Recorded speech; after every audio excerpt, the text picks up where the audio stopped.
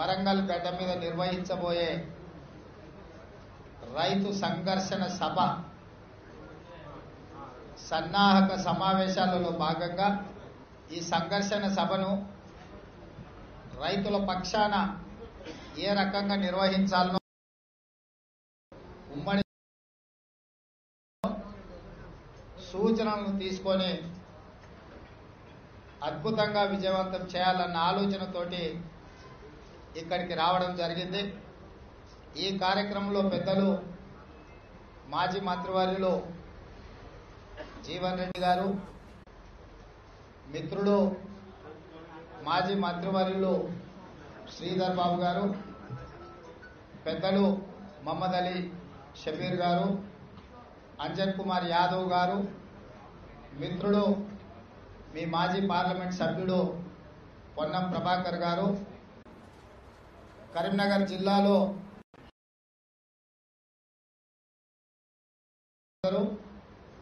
ఎన్నికలలో పోటీ చేసి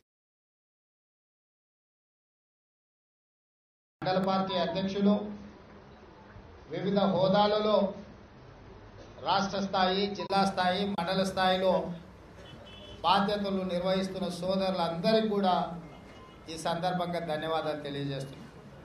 మిత్రులారా, మీకు అందరికీ తెలుసు, తెలంగాణ సమాజంలో 70% ఇక్కడి ప్రజలు వ్యవసాయం మీద ఆధారపడి ప్రత్యక్షంగా పరోక్షంగా వ్యవసాయమే జీవనాధారంగా బ్రతుకుతున్నారు। సాయుధ రైతాంగ పోరాటం నుంచి మొదలు పెడితే ఈనాటి రైతు సంఘర్షణ సభ వరకు చైతన్యంతో అవసరమైనప్పుడు సమాజం పక్షాన రైతులు నిలబడి కొట్లాడి అది నిజాం నవాబుల నుంచి విముక్తి కావచ్చు, ఉమ్మడి రాష్ట్రంలో సమైక్య పాలన నుంచి విముక్తి కావచ్చు, ఏర్పడ్డ తెలంగాణ రాష్ట్రంలో వివిధ సమస్యల మీద పోరాటం కావచ్చు, ఈనాడు వేలాది మంది రైతుల ఆత్మహత్యలు, ప్రభుత్వ నిర్లక్ష్యం వల్ల గాల్లో ప్రాణాలు కలిసిపోతున్న రైతుల పక్షాన మళ్ళొక్కసారి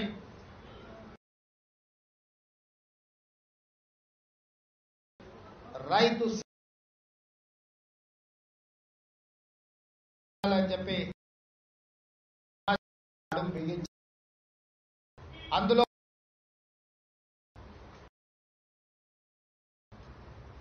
పార్లమెంట్లో మందబలం ఉందని చెప్పి ప్రతిపక్షాల సూచనలు లెక్క చేయకుండా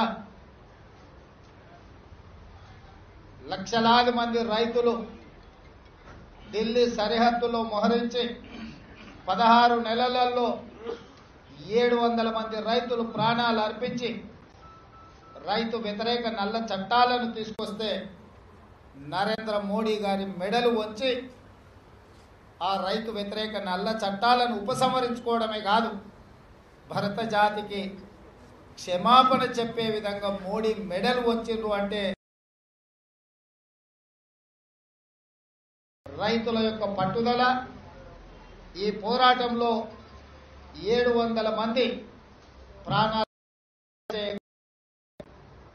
బీజేపీ ప్రభుత్వాన్ని, నరేంద్ర మోడీని రైతులు ఓడించి విజయం సాధించింది।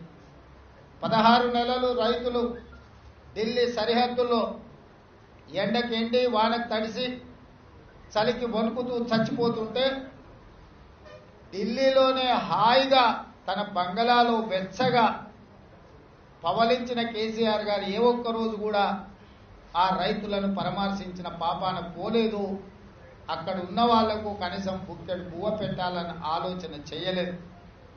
కానీ రైతు వ్యతిరేక చట్టాలను ఉపసంహరించుకున్న తర్వాత చనిపోయిన రైతుల కుటుంబాలకు ప్రతి కుటుంబానికి 3 లక్షల రూపాయలు ఇస్తా అని ప్రకటన చేసింది। ఈ రోజు వరకు చిల్లి గవ్వ ఇయ్యలే, అదొక మోసం। ప్రకటన చేసిన రోజే నేను చెప్పిన ఆర్భాటకు ప్రకటనల కోసం పత్రికల ప్రసార సాధనాలలో తాటికాయంత అక్షరాలల్లో హెడ్లైన్స్లో చూయించుకోవడం కోసం ఇలాంటి తాలు తప్ప ప్రకటనలు కేసీఆర్ చేస్తాడు, నమ్మడానికి వీల్లేదని చెప్పిన మా నమ్మకాన్ని కేసీఆర్ గారు నిలబెట్టిండు. తప్పుడు మాటలు మళ్ళొకసారి వారి చేతిలో రైతులు మోసానికి గురైంది. ఆ రోజు మేము అడిగినాం, 700 మంది రైతులు ఢిల్లీలో చచ్చిపోతే ఆదుకుంటాను కదా. నేషనల్ క్రైమ్ రికార్డ్ బ్యూరో లెక్కల ప్రకారం 8,400 మంది రైతులు ఏప్రిల్ నెల వరకు చనిపోయినరు. అదేవిధంగా రాష్ట్ర ప్రభుత్వం తీసుకొచ్చిన రైతు బీమా లెక్కల ప్రకారం 2018 నుంచి 2022 వరకు 4 సంవత్సరాలలో 74,000 మంది రైతులు చచ్చిపోయిన వాళ్ళందరికీ కూడా రైతు బీమా పథకాన్ని అమలు చేసినామని చెప్పి కేసీఆర్ గారి జన్మదినం రోజు రాష్ట్ర వ్యవసాయ శాఖ మంత్రి నిరంజన్ రెడ్డి గారు, టీఆర్ఎస్ శ్రేణులు భారతదేశంలో ఎన్ని భాషలు ఉన్నాయో అన్ని భాషలల్లో ప్రకటనలు ఇచ్చి తెలంగాణ రాష్ట్రం ఏర్పడ్డ తర్వాత కేసీఆర్ నాయకత్వంలో 74,000 మంది రైతుల పరిస్థితి తెలంగాణ రాష్ట్రంలో వచ్చింది అంటే రైతు బీమా పథక లెక్కల ప్రకారం 74,000 మంది, ఎన్సీఆర్పీ లెక్కల ప్రకారం 8,400 మంది, అంటే 82,400 మంది తెలంగాణ రాష్ట్రం వచ్చిన తర్వాత కేసీఆర్ ముఖ్యమంత్రిగా వీళ్ళ ప్రాణాలను తీసుకున్నాడని అధికారిక లెక్కలు చెప్తున్నాయి. ఆ లెక్కలు పక్కన పెట్టి కేంద్ర ప్రభుత్వం, రాష్ట్ర ప్రభుత్వం వాళ్ళ వైఫల్యాలను కప్పిపుచ్చుకోవడానికి, వాళ్ళ తప్పిదాల మీద చర్చ జరగకుండా ఉండడానికి వరి పండించే రైతులను అడ్డం పెట్టుకొని రాజకీయ కుట్ర కుతంత్రాలకు తెరలేపిర్రు. మొన్నటి వానకాలం సందర్భంగా ఐకేపీ కేంద్రాలు తెరవకపోవడము, పెద్దలు సిఎల్పి నాయకులు బట్టి విక్రమార్క గారిని వేదిక మీదకి రావాల్సిందిగా వారిని సాదరంగా.